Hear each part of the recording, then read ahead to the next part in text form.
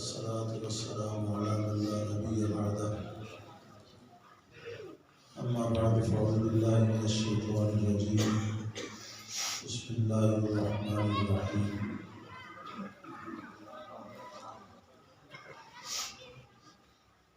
لقد صدق الله رسوله الرؤيا بالحق لتدخلن المسجد الحرام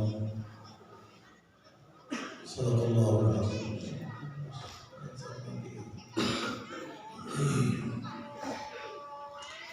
اللهم صل وسلم وبارك على سيدنا مولانا محمد وعلى آله وصحبه وبارك وسلم تسليما كثيرا كثيرا.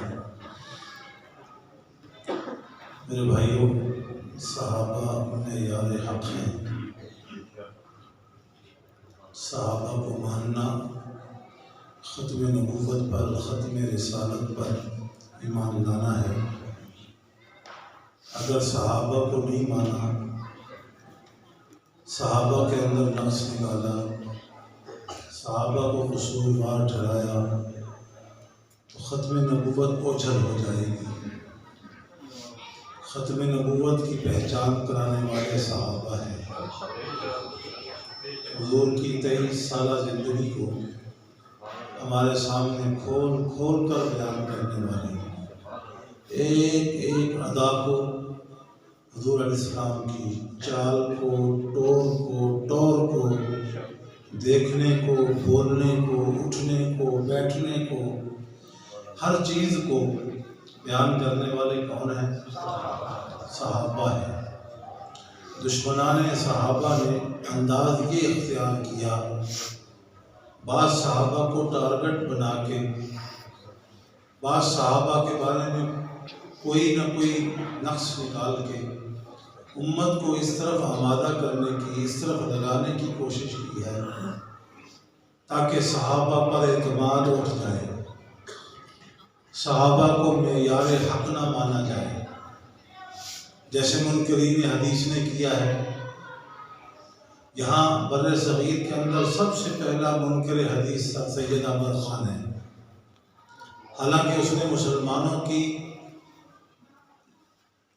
خدمت، بہت بڑی خدمت کی ہے.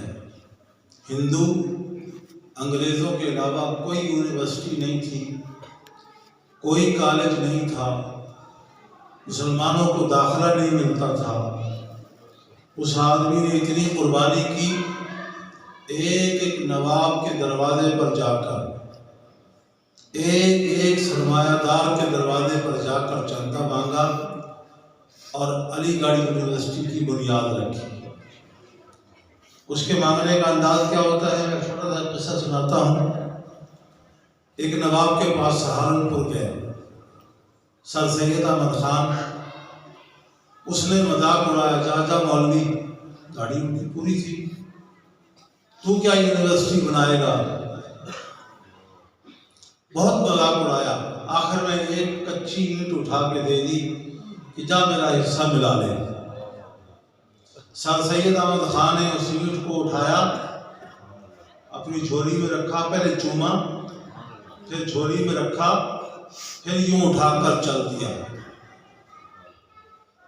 خدمت کے اعتبار سے اتنا آگے بڑھا، اور پھر اس کی لگن تھی، محنت تھی، کوشش تھی کہ یونیورسٹی اس نے بنا کے چھوڑی.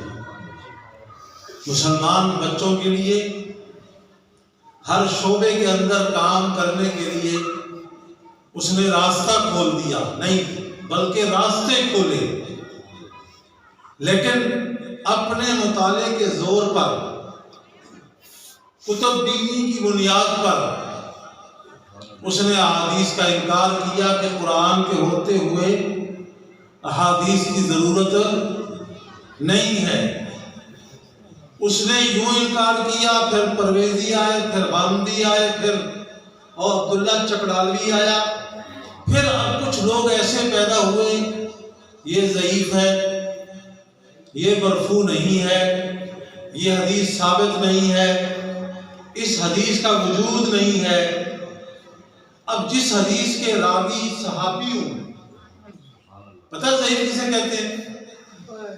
حدیث ذات کے اعتبار سے ضعیف نہیں ہوتی، ایک آدمی مجھے کہہ رہا تھا یہ حدیث ضعیف ہے، میں نے اس کو الزامی جواب دیا، میں نے کہا تو ضعیف، تیرا پیو، تیرا دادا، تیرا پردادا حدیث کو ضعیف کہتا ہے؟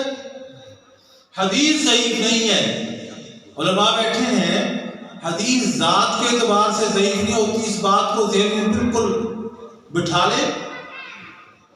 محدثین کی عادت مبارکہ ہے، ایک ایک حدیث پر انہوں نے تحقیق کی ہے کہ حدیث کے راوی سے لے کر رسول اللہ صلی اللہ علیہ وسلم تک متواتر راوی ملتے ہیں کہ نہیں ملتے؟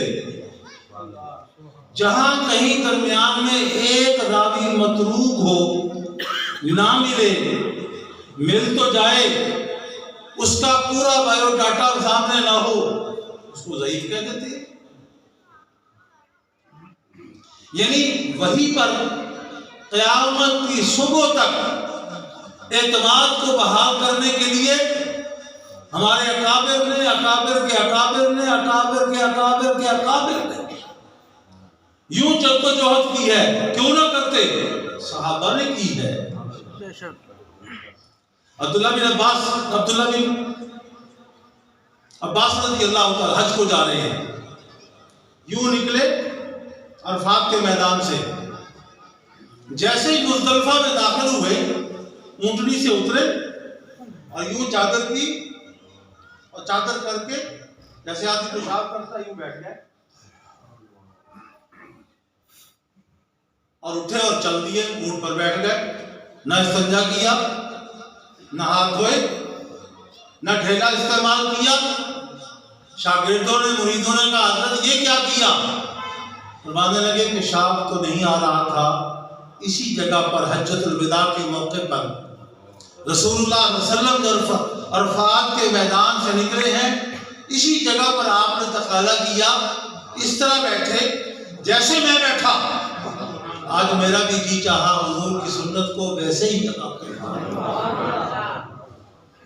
جو حضور کی ایک ایک ادا کو یوں اپنائیں، یوں یاد کریں، یوں امت کو بتائیں۔ ان صحابہ پر انگلی اٹھاتے ہو؟